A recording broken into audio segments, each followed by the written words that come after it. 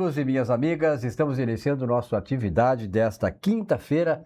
Hoje é 13 de agosto de 2026. Daqui a pouco foi-se o martelo, foi-se o mês de agosto, né?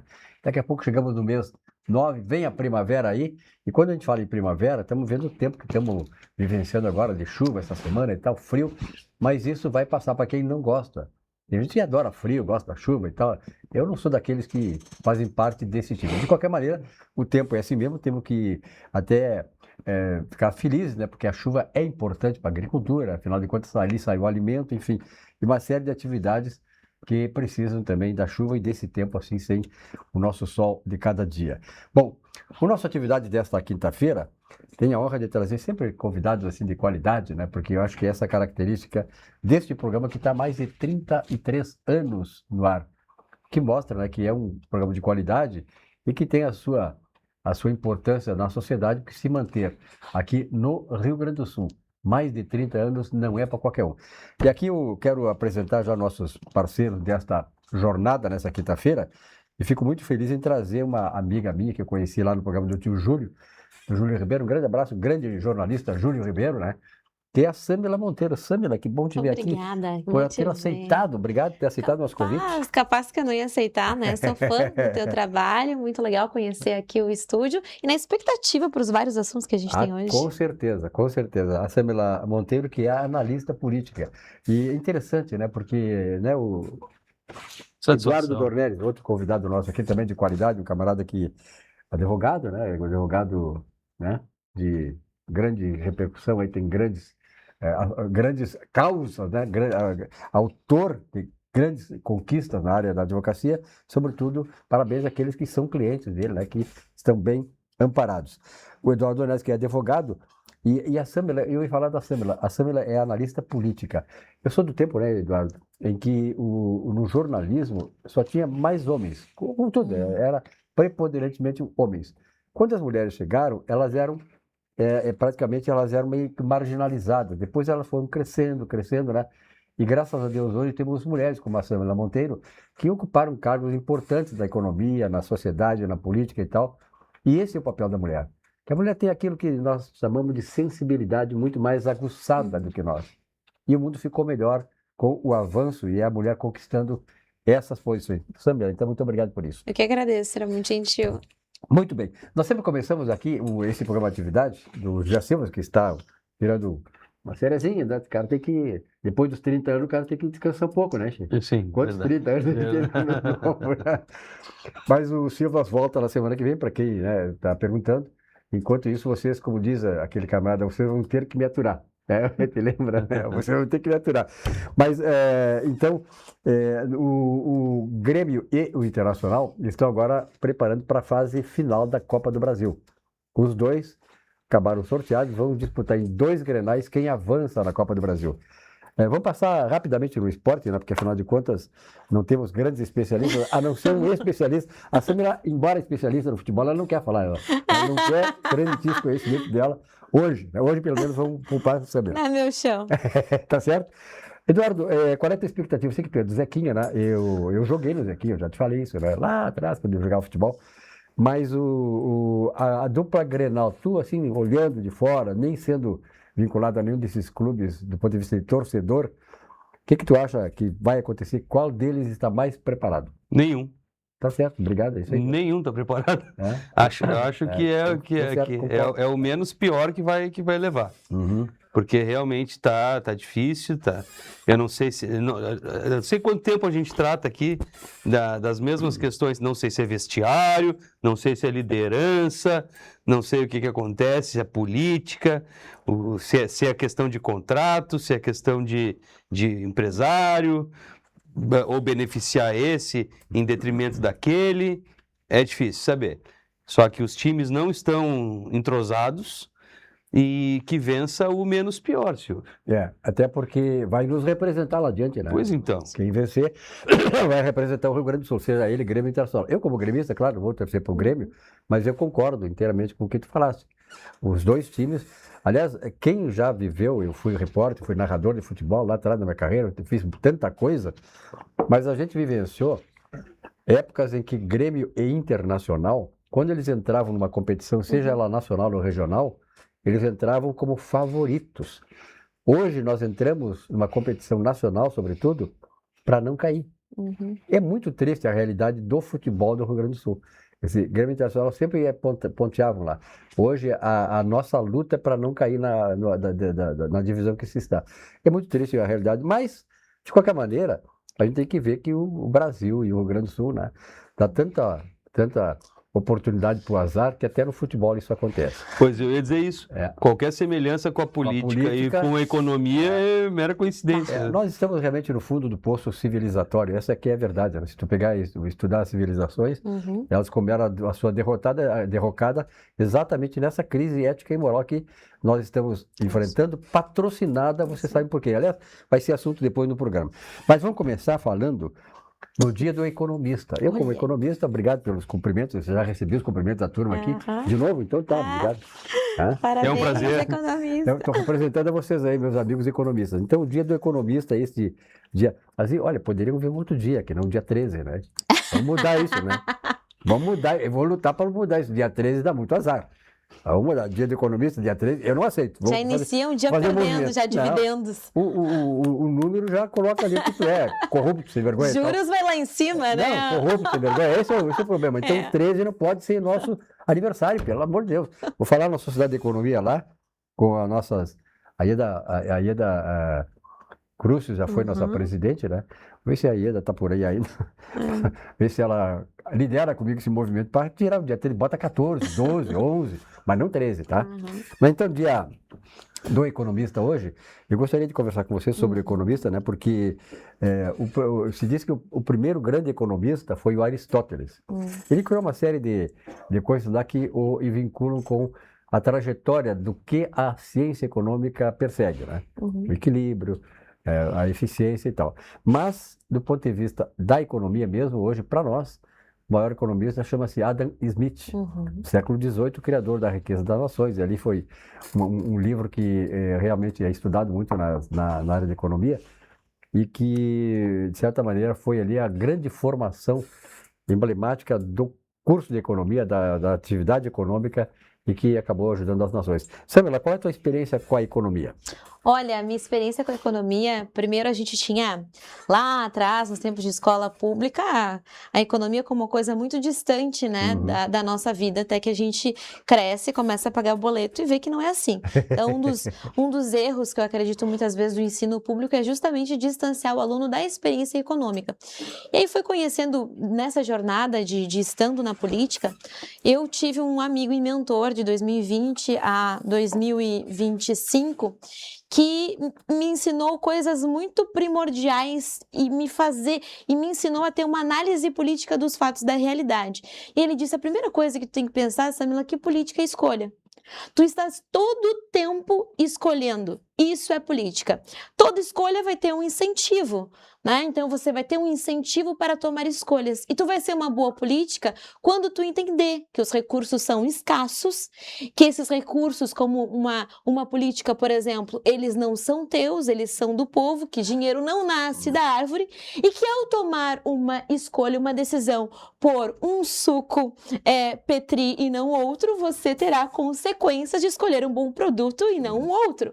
Então, o que eu comecei a ver é que que economia é escolha, que economia é consequência e a cada escolha uma responsabilidade. Então, economia, para mim, ela é uma ciência que fala sobre responsabilidade. E aqui, só quero trazer em memória o meu amigo Eduardo da Silveira, que não está mais aqui, infelizmente, neste plano, mas foi o primeiro economista que eu conheci que me pegou pela mão e me mostrou que economia não é um bicho-papão. Economia é sobre as nossas vidas, é sobre o dia a dia. E a economia, ela começa dentro de casa. Né? A economia, ali, a mulher, a dona de casa, ela faz, ela procede, ela trabalha do ponto de vista econômico, né?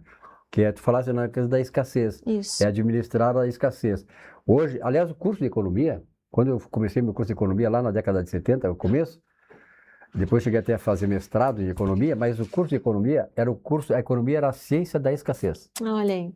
Quando começou a falar em ciência econômica, era a ciência da escassez. Mas a Samela colocou um assunto interessante, Dudu, né? Para os íntimos é Dudu, né? também, Eduardo Donés.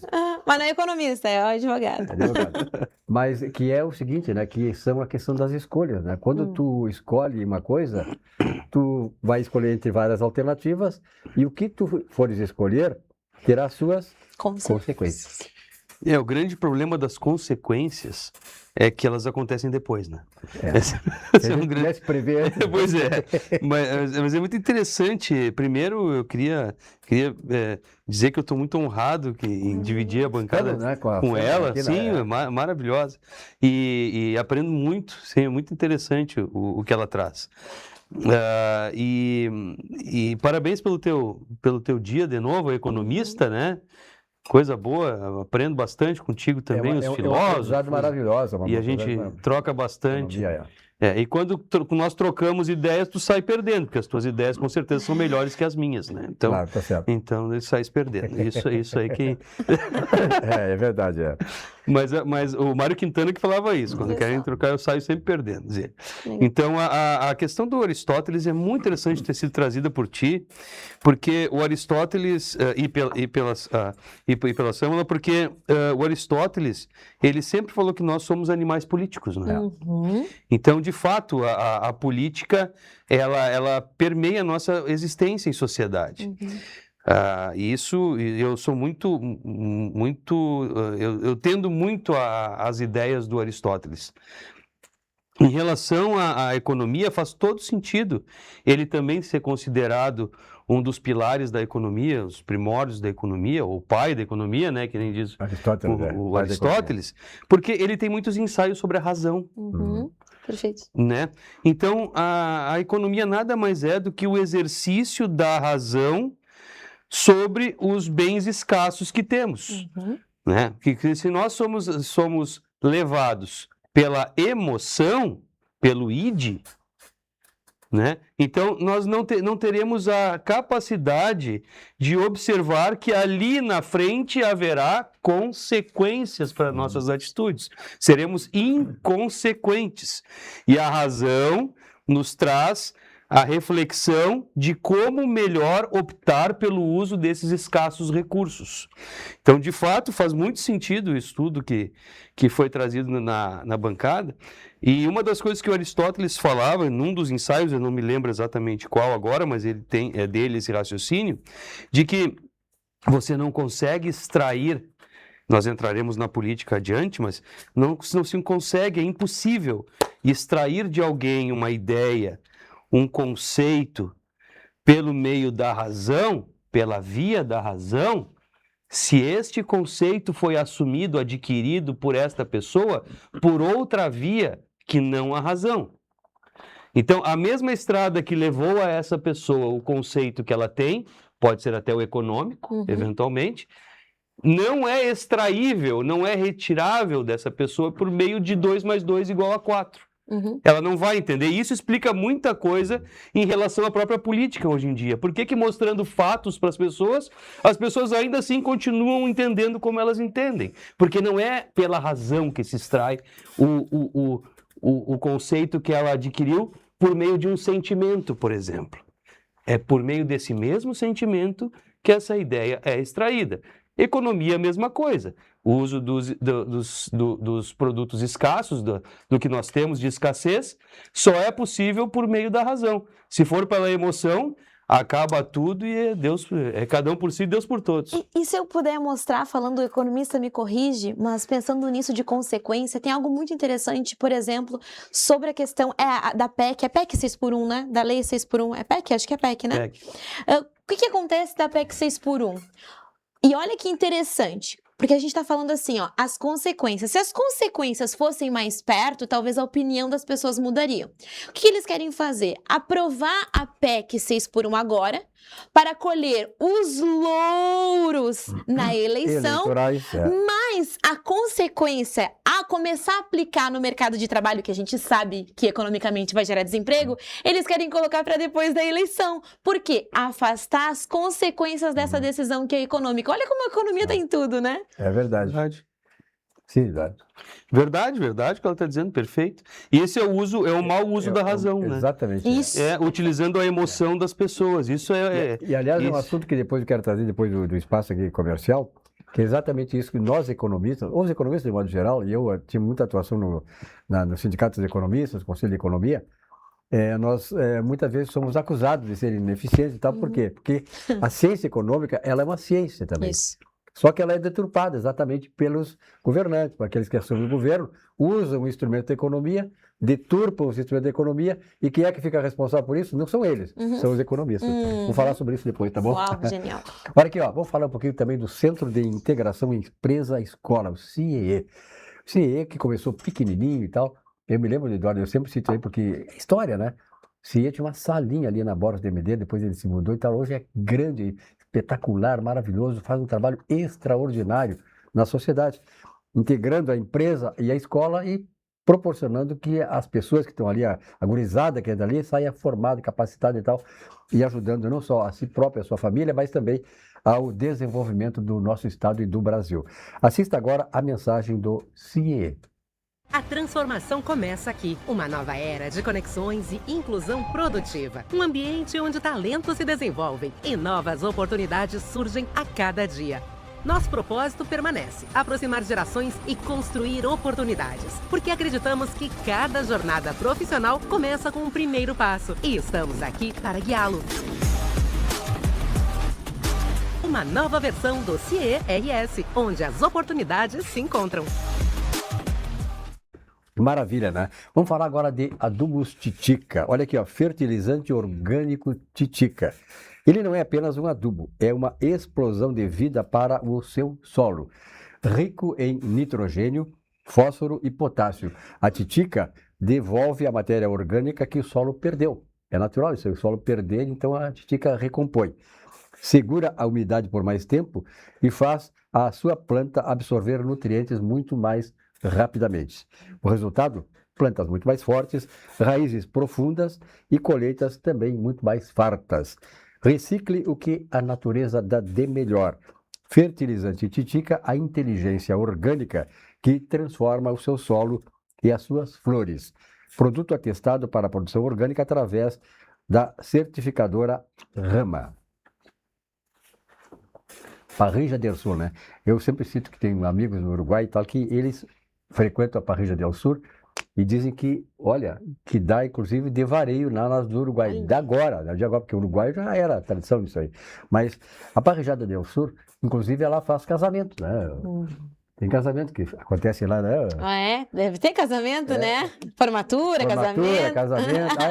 Formatura tem lá, né? Essa guria aí se formou lá, por isso que é boa, né? Começa a se formar na Parrilla del Sur. Imagina, o que vai ser depois, né, tio? Então. Olha aqui, pessoal, ó. A Parrilla abriu em 31 de julho de 2007. Tu já estava no programa, não? 2007, não? Não. Eu também não estava. Nós dois não estávamos aqui no programa. De qualquer maneira, o programa já tem 30 e poucos anos. Olha aqui, ó. A Parrilla del Sur tem 64 funcionários. Que legal. 64 Gerando funcionários, emprego. fora os serviços terceirizados, ainda que são mais, como segurança, manutenção e limpezas externas. Eles atendem, em média, 16 mil pessoas mês. Olha só. Nos nossos 19 anos completados, já servimos em torno de 8 milhões e 500 mil entrecôs, fora as outras carnes. Eu adoro o entrecô, né? Por isso que o entrecô é famoso. É bom demais. O entrecô é maravilhoso. Daqui a pouco o chefe nos convida para lá, né? Como é que é, né? A casa é conhecida também pelos pirulitos. Diz que o Eduardo, quando vai lá, ele pede um pirulitinho, né? Se a saída, ele leva um pirulitinho de presente, né? Mas ele leva para as crianças. Não tem criança aí em casa? Tem. Então tá. Distribuímos em torno de 350 mil pirulitos nesses 19 anos. A pessoa, 350 mil pirulitos. Que maravilha. Olha que linda essa imagem. Não, cara, isso aí não dá pra- Barbaridade, né? Eu não gosto nem de olhar. Aqueles Olhar pro lado. queijos à esquerda lá, ó, são sensacionais. Não é nada que não é sensacional. Não, né, é cara? Vou te fantástico. contar. É. Que maravilha. Olha aí, ó. O cara que vê isso aí vai direto para lá agora. Né? Sinto o Pimentão cheirinho. ali, ó. Que maravilha. É bom. Isso deu um orgulho que nós temos aqui. Tô salivando. Né? Porque eu me lembro assim que eu já tenho uma certa carreira, né? O pessoal, quando eu vim aqui no Rio Grande do Sul, lá atrás, pessoal ia para Gramado e tal, porque aqui em Porto Alegre não tinha atração de restaurantes e tal. Hoje os caras ficam aqui. Aliás, Gramado perdeu muito, a região de Gramado, eu falei com o prefeito, ex-prefeito de Gramado, eles que Porto Alegre tirou muito do encantamento, né? Que o pessoal de Canela e Gramado tinham, porque lá era culinária que atraía, gastronomia, atraía muitas pessoas. Como Porto Alegre também agora é um centro gastronômico, Sim. né? Então o pessoal que vem ele chega aqui e fica aqui em Porto Alegre. Ele não chega no aeroporto e vai para Gramado e Canela por causa da gastronomia. Então, a Parrilla del Sul aí é uma dessas fontes aí que faz com que o nosso turismo, inclusive, seja incentivado. Tá atrás, desculpe só, Claro. que realmente é pitoresco. É um restaurante temático, né? Porque não, é bacana, traz o Uruguai para nós aqui. Porto Alegre, nos anos 80, tinha aquelas churrascarias, a própria, do lado do Zequinha ali, tinha aquele palco levantava, e aí tinha shows Lá no São José, né? Isso. Aí, me lembro Vários, Porto Alegre tinha várias churrascarias assim, que tinha shows de bolhadeira e shows de dança, e isso foi se perdendo. E aí, Gramado talvez se aproveitou dessa escassez, né, de cultura aqui, e aí foi trazendo para si o chocolate, as coisas de lá, os restaurantes, aí tudo temático lá, né? É verdade. Lá é tudo temático. E Porto Alegre agora está aparentemente restabelecendo o seu lugar aí. Equilíbrio, né? E Porto Alegre tem atrações hoje também nessa área, né, Samila? É verdade. Vamos falar de uma instituição que é uma instituição, eu sempre lembro assim, em 86 houve uma chamada reforma bancária. Essa reforma bancária, ela acabou com os bancos comerciais públicos dos estados, exceto de um. Qual é? Que não? O Rio Grande do Sul. Por quê? Porque o Banrisul sempre foi parâmetro, sempre foi exemplo de eficiência como um banco comercial estatal no Brasil. E por isso foi preservado pelo Banco Central naquela reforma financeira lá atrás. A vida muda, os planos crescem e os negócios seguem em movimento.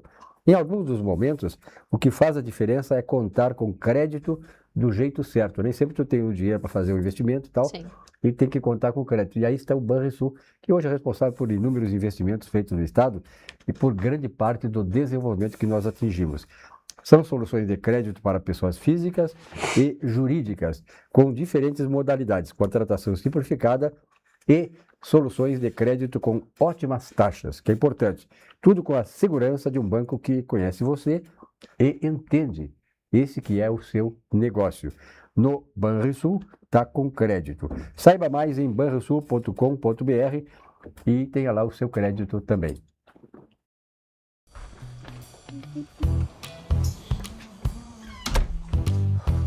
Desculpa. Tá com crédito.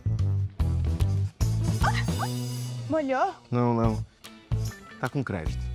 Renovação do ano passado. Desculpa, chefe. Tá com crédito. No Banrisul, muita gente está com crédito. Quer fazer aquela viagem? Vai decorar o apartamento. Quer quitar uma dívida? Tá com crédito Banrisul. Sujeito à análise de crédito. Nosso Banrisul, né? Bom, nós estamos nessa quinta-feira, lembrando para vocês, está o tempo nublado aí, acho que vamos ter, pelo menos é a previsão, né, que tenhamos tempo nublado e com chuvas hora para, hora temos sol, enfim, até domingo pelo menos. Bom, Samila Monteiro, hoje como nós estamos aqui, eu inaugurando contigo nesse programa da atividade, eu te passo a palavra, né? Eita! Faz, né? Ela que começa agora, né?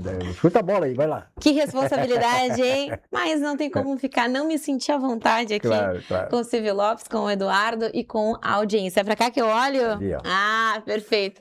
Eu vou trazer então uma notícia que me chocou, eu acho que vai chocar vocês também. A questão é que nós vamos ter mais uma rede social censurada no Brasil e agora é o Discord. Tá, quem é que usa Discord entre nós aqui? Eu não uso Discord. Nem eu. Mas não é porque a gente não usa Discord que a gente vai concordar Isso aí. que alguém que não tem mandato, mesmo quem tem não poderia fazer, que não tem um voto, mas porque é mulher do presidente da República, que disse assim, tem que cortar essa rede social. Sabe aquela vontade do tirano? Cortem as cabeças, então eu vou cortar. Assim, não é dessa maneira que funciona no Estado Democrático de Direito. O Discord, é verdade, como uma rede social, tem de tudo. Tem coisa boa e tem coisa ruim. Por exemplo, o motivo de coisa ruim. Pessoas, às vezes, são influenciadas como um jovem de 13 anos que atentou contra a própria vida por causa de uma influência de um grupo que estava numa rede social. Não que isso não ocorra fora de uma rede social. Imediatamente, a rede social começou a tomar medidas, inclusive para se ajustar ao ECA, Estatuto da Criança e do Adolescente, aqui no Brasil, ao ECA digital, que tem práticas próprias de proteção. Então, a rede social foi lá e se ajustou. Mas também o Discord foi a plataforma com que jovens no Nepal conseguiram mudar o regime autoritário do Nepal.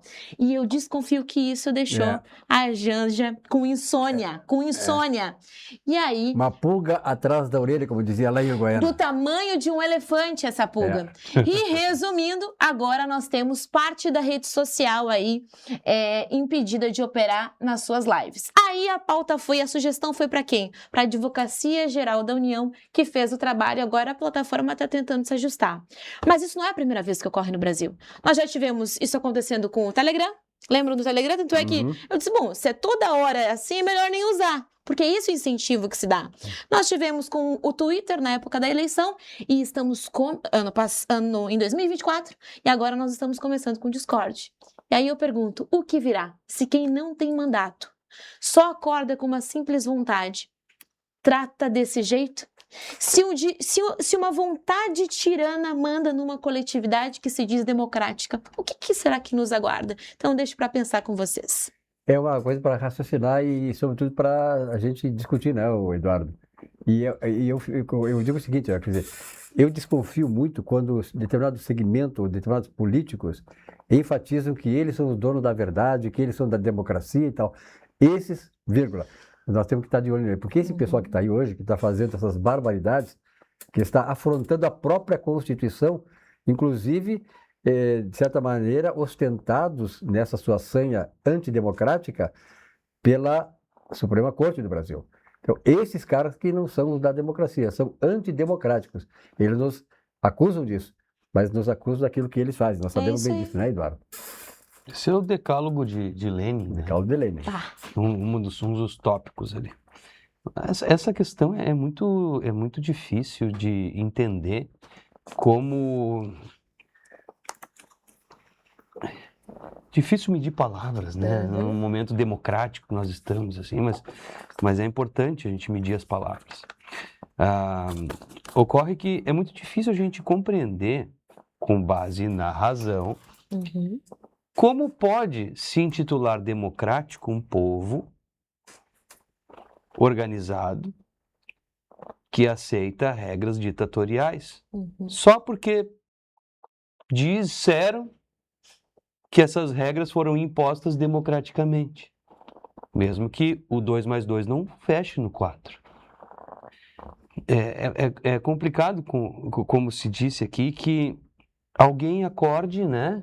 E de repente, eu adorei a tua alusão à rainha da Cortem as Cabeças, né? Da Alice, né? É fabulosa. Fabulosa porque é assim, de repente, eu acordei e tô afim, como os nazistas dos campos de concentração, pegavam rifles e matavam as pessoas que andavam por ali, porque hoje eu tô afim de caçar pessoas. Filmes mostram essas cenas, eu acho que até a Lista de Schindler é um deles. Então, isso não é democracia. Isso não é um Estado democrático de direito. Isso não é nada do que nós entendemos como liberdade. Existem limites para os governantes. A primeira-dama nem governante é. Mas ainda muito mais para ela existem limites. Agora, quem é que tem o poder do freio e contrapeso agora no Brasil? O judiciário tem dado o norte das suas decisões favoravelmente a esse tipo de atitude. Ou seja, não é um ente público, um órgão público capaz, nesse momento, de exercer o seu dever / direito de frear e opor um contrapeso a essa situação do executivo, por exemplo. O legislativo está batendo cabeça, que seria o que nos taxava. O STF já disse que não existe poder moderador no país com base no 142 da Constituição. Cabe ao povo, então. Cabe ao povo. E aí, esse é o nosso grande problema, né, o Eduardo e Samila. Nós temos que educar esse povo, isso vai demorar muitas gerações, para que ele tenha o poder de indignação que acontece. Eu cito sempre o exemplo da Caixa de Pandora, né? A Caixa de Pandora era um jarro que tinha todos os males do mundo possíveis, e lá embaixo existia o quê? A esperança. Era a última coisa, a esperança. Nós estamos exatamente como o jarro de Pandora. Só males em cima de nós, e nós estamos vendo que temos uma última esperança. E sobre isso, a esperança, vou falar depois no nosso intervalo. Lembrando para vocês aqui, ó, Green Benefícios. Benefícios para seu time e que facilitam a rotina do seu RH. Na Green, você encontra soluções em alimentação, refeição, mobilidade, premiação e o Green Saúde. E tem mais, contamos com parceiros que ampliam ainda mais o cuidado com a sua equipe. Contrate o Total Pass com a Green e aproveite condições especiais como 3 meses grátis e até 3 dependentes sem custos adicionais. Green Benefícios, muito mais que um cartão. E agora vou falar daquela empresa, daquela instituição do comércio do Rio Grande do Sul, que é hoje, sempre foi, desde há muitos anos, modelo nacional. Zafari Supermercados.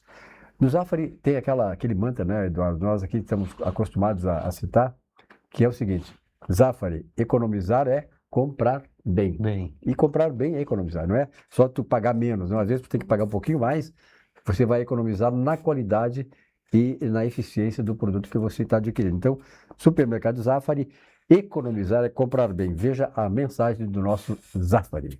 Todo mundo tem um jeito de fazer macarronada. A moda do chefe, a tradicional, a de cinema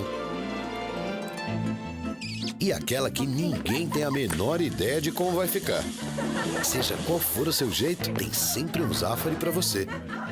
Zafari, economizar é comprar bem. E aí? Não é que ficou bom? Aqui. Aí. Olha aqui, pessoal, estamos de volta com a nossa atividade. Lembrando que está com o Eduardo Dornelles aqui. E agora eu acabei de servir a Samila Monteiro, porque vou te contar, quando eu liguei para ela hoje, Samila, vamos no programa hoje, só vou com uma condição. Sucos Petri, tá de graça lá, ainda tá de graça. Então ela veio para tomar os sucos Petri, né? Tá certo, ela tem bom gosto, né? Tem que aproveitar, né? Essa queria tentar. Então aqui eu vou falar dos sucos Petri, naturalmente. Sua sede pede saúde, pede sempre o melhor. Pede sucos Petri. Suco de laranja, suco de uva, água de coco, 100% natural. Tu gosta de água de coco? Eu amo água de coco. Tu? Também, gosto muito. Agora tem sucos Petri, água de coco. Já provei, maravilhoso. Coisa mais, Eu não provei ainda. É muito isso boa. Preciso. Maravilhoso, sendo, né, da Petri, sem adição de açúcares e conservantes. Sucos Petri.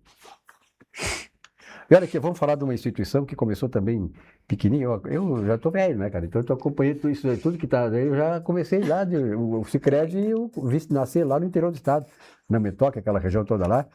Também numa salinha lá, e hoje, olha, esse tamanho que virou o Sicredi, a importância que ele tem, né? E a forma como ele agrega valores, agrega investimentos e ajuda o crescimento do Rio Grande do Sul. Aqui, ó, olha, você que é empresário ou empresária, sabe que gerir um negócio exige o quê? Tempo e parceiros confiáveis. No Sicredi, além de soluções como máquinas de cartões, crédito, cartões e Pix ilimitados, nos cartões e canais digitais, você conta com atendimento próximo e personalizado. Aquele gerente que você conhece há bastante tempo e conhece a sua empresa, estará sempre para ajudar você. Passe em uma agência e descubra tudo o que o Sicredi pode fazer pelo seu negócio. Eu quero lembrar, antes do nosso comercial aí, lembrar o seguinte: o Sicredi, veja bem, a maioria dos bancos comerciais, né, Eduardo? A maioria dos bancos comerciais hoje já não tem mais agências físicas. Sim. Né? Elas agora estão nas digitais e tal, o cara nem precisa mais ir em banco. Mas o Sicredi é diferente. Isso. Por quê? Porque o Sicredi, ele tem respeito por aquele contingente da população que hoje já tem uma certa idade e que se acostumou ao banco físico. Então o Sicredi mantém a sua linha física, né? Exatamente para atender essas pessoas que têm idade como eu, mais de 70 anos, que se acostumaram com o Sicredi, adoram, amam a instituição, E o Sicredi, então, mantém as agências físicas, né, Samila, para isso. E tem uma unidade que eu vi maravilhosa, que toda vez que eu vou para a Serra, lá ver os meus pais em Bento Gonçalves, entre Garibaldi e Carlos Barbosa, uma unidade linda que o Sicredi está construindo nessa lógica que tu falas. E ainda mais no interior, né? Então, esse é o respeito que o Sicredi, é uma instituição espetacular, né? Que o Sicredi oferece para aqueles que, lá atrás, né? Isso é um respeito e, de certa maneira, um reconhecimento que se faz às gerações que atrás que construíram o Sicredi, que é desse tamanho que nós sabemos hoje. Mas, na Grécia Antiga, Eduardo, começo contigo, na Grécia Antiga, tinha vários mitos, aí um dos 5 principais mitos da Grécia Antiga era a Caixa de Pandora. A Caixa de Pandora era um jarro que tinha lá todas as maldições e tal, como eu já falei, e no fundo lá tinha uma palavra, que era a esperança, ou seja, você vai enfrentar todos esses males e tal, mas lá em cima, lá embaixo tem a sua esperança. Eu quero falar contigo sobre isso aí, se nós aqui brasileiros ainda temos esperança. Mas a esperança, Eduardo, e aí te passo a palavra, a esperança tem 2 viés fundamentais. Em primeiro lugar, a indignação. Nós temos que estar indignados para poder fazer com que a nossa esperança seja colocada em prática. Indignação com o que está acontecendo aí no Brasil. Não só a indignação não basta. A indignação mais a coragem para agir. Indignar não adianta, tem que agir. E está na hora de agir, né, Eduardo? Porque olha aqui, nós estamos indo, né, naquele precipício, no poço que não sei se nós vamos um dia conseguir sair. Pois é, Silvio. Existe essa situação da esperança e ela é importante, ela sempre precisa ter lugar na nossa mente e no nosso coração. Não se conformar, né? Porque sem esperança, nós não temos combustível nenhum para tomar atitude alguma. Nós precisamos acreditar que acontecerá algo de acordo com a nossa expectativa ou perto dela e que nos mova para atingirmos o objetivo. A esperança, eu estava observando para não errar, é a expectativa de melhor ou solução completa para uma realidade específica ou mesmo para toda a realidade humana. Tem base em aspectos da razão, da emoção, da vontade humana. Existe uma diferença, e a esperança nada mais é do que ficar inerte, aguardando que algo de bom aconteça. Isso é esperança. Diferentemente do ato de esperançar. O ato de esperançar é acreditar ainda que acontecerá algo com base na esperança, mas tomar atitudes para que aquilo aconteça. Ação. Aí sim, esperançar é ter atitude com base na esperança. O que está faltando no Brasil, Silvio, como bem tu disseste, é o ato de esperançar. As pessoas acreditam que virá alguém num cavalo alado e que elas dentro de casa assistindo sua televisão em canal aberto, de preferência, sem pagar uma mensalidadezinha, assistirão a derrocada do mal e a ascensão do bem. Não é assim que vai acontecer. Não há possibilidade sem ação. E a ação coordenada, a ação com base na razão, não ação desesperada, não ação com ódio, mas ação com inteligência. Concreta e com inteligência. Exato. Sim. Aí sim, com força de multidão, levar medo aos malfeitores. Um por um, não adianta nada. Os malfeitores pegam como exemplo um por um, a maioria das ovelhas fica com medo, fica só batendo a patinha ali, como se fosse causar algum tipo de tremor em quem tem o monopólio da violência, que é o Estado. Não vai acontecer nada. Vai ficar sentadinho, tendo apenas esperança. Perfeito. Essa é a diferença, Silvio. Samila. Eu tenho uma passagem que eu gosto muito, porque eu aprendo com a experiência das pessoas que estão há mais tempo na jornada, porque eu sei que muitas vezes você liga a televisão, entra numa rede social e a gente fica desesperançoso. Então, esperança para mim não é um sentimento. Esperança, ela precisa ser uma decisão. Eu decidir ser uma pessoa esperançosa.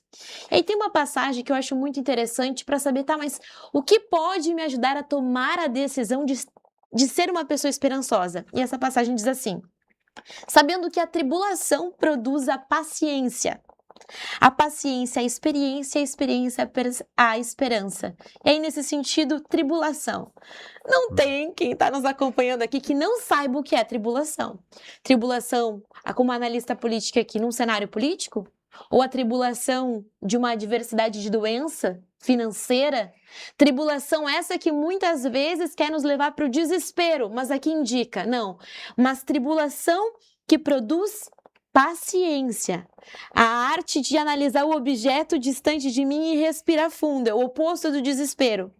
A paciência vai produzindo experiência, como o Silvio falou aqui. Eu via o Sicredi começando, eu via as... Então, quando tu tem um histórico e vê começando, não é uma crise de agora que vai dizer assim, não, acabou tudo, não, porque esse aqui que começou vai terminar, é a experiência. E essa experiência é a esperança, que diante da tribulação, do cenário, das notícias, que a gente pensa que o mundo vai acabar, nós possamos ter a paciência, a experiência, e aí sim, isso ser capaz de nos decidir. Apesar de tudo isso, eu vou decidir ser uma pessoa esperançosa e esperançar isso para outras pessoas. E assim a gente constrói o Brasil, e assim a gente reconstrói o Brasil. Eu ia exatamente dizer, tu disseste, assim a gente constrói o Brasil, nós temos que agora reconstruir o Brasil. E o nosso Estado. Enquanto nós podemos, o Brasil incluindo tudo, sobretudo também o nosso Estado. Isso. Silvio, qual é o lema do governo atual? O slogan do governo atual? Qual é o governo federal? É. Destruir tudo se possível. Não. Não, união e reconstrução. É? Só não dizem união de quem e nem reconstrução do quê. O governo que vai ter que reconstruir. Porque o nosso querido presidente já falou que o presidente anterior, que preso está no momento, destruiu tudo que nós havíamos destruído. Ou seja, então união de quem e reconstrução do quê? Isso ninguém explica. Essa figura eu entrevistei várias vezes, eu já contei aqui no programa, essa figura que é presidente da República aí. E eu nunca esqueci uma entrevista que eu fiz num programa chamado Câmara 2, que foi o programa de maior sucesso no jornalismo do Rio Grande do Sul. Clóvis Duarte, José Barronevo, Tânia Carvalho, Afonso Ritter e eu. Era um time assim, olha, ganhou prêmios nacionais até, porque naquele tempo não tinha redes sociais, enfim. Mas eu quero dizer o seguinte, entrevistei esse camarada, era eu, a Tânia Carvalho e o Clóvis Duarte. E aí eu fiz uma série de contestações dele, né? Ele não tinha sido ainda presidente, era 1989, aquela eleição com o Collor, né? E eu nunca esqueço, nunca vou esquecer o que esse camarada disse, e ele está cumprindo a risca, está mostrando exatamente como eles são. Ele olhou para mim e disse assim, ó, depois que eu fiz uma pergunta que ele não gostou, disse, olha aqui, ó, vocês não sabem do que nós somos capazes de fazer. Bah. Isto é uma ameaça. Ameaça. É uma ameaça que está se concretizando. Quer dizer, esse cara não presta, nunca prestou esse camarada. E tem gente que morre de amor por um camarada que está sendo escravizando. O Brasil está destruindo esta nação. E está destruindo a partir exatamente de valores, de éticas e da moral que são a base da civilização ocidental. Eles sabem muito bem o que estão fazendo. Mas vamos dar uma relaxadinha. Mas eles estão fazendo com base na razão. E eu não terminei essa frase outrora antes do programa, quando a gente estava conversando. Eles estão como crápulas se utilizando da emoção das pessoas. Então eles, com razão, o mau uso da razão, toca no coração, utilizam de maneira muito maldosa a emoção das pessoas. Muito bem, vamos tomar um vinhozinho? O que tu acha aí? Um vinhozinho. Você gosta de vinho? Eu gosto. Como é o namorado ali, o teu namorado? O meu namorado gosta. Como é o... O Tarsis. Tarsis? Tarsis está aqui, acompanhando a Sandra, tá certo? Tem que aprender também, né? Quando ela está aqui, né? Então ele é inteligente. Olha aqui, ó. Vamos falar um pouquinho de vinhos do mundo. A história do vinho passa por 3 grandes destinos: Espanha, Itália e Portugal. E agora eles fazem parte da segunda etapa do Imposto Zero Vinhos do Mundo. Uma oportunidade para descobrir rótulos cheios de tradição com condições especiais por tempo limitado, hein? Passe então em uma das lojas. Uma temos lá na Avenida Getúlio Vargas, 1135, onde eu me abasteço, era do meu vinho. Sim. na Alameda Alípio César 213 e aqui próximo na Cristóvão Colombo Que é onde eu vou. 93. Eu vou na É Cristóvão. por isso que nunca já esgotou os estoques. Você Do sai, passar lá, passa esgotou o estoque, não Claro, tem mais. vou de Opala. Ah, Eu vou de Opala, o porta-mala é grande. Aí, tá vixe, louco. difícil. Mas olha aqui, ó, se beberam, não dirija, viu? Tá Ele vendo? vai de Claro, Opala, mas ele não disse que ele dirige. Não beebo lá. Eu bebo em casa depois. Só for dessa aí, Polícia Federal. Olha aqui, ó, vamos conversar sobre Di Paolo, que hoje Uma delícia. Digamos assim, uma entidade, é um restaurante modelo do Rio Grande do Sul, que chama muita atenção. Di Paolo agora tá fora, em Brasília, tá avançando. Do tempero cuidadosamente preparado ao capricho em cada detalhe. Mais do que servir, o Di Paolo conta a história da imigração italiana na Serra Gaúcha. Uma celebração que une a excelência da culinária artesanal ao afeto da mesa da nona, com sabores autênticos e alegria à vontade. Nosso propósito é entregar uma experiência memorável para a sua mesa.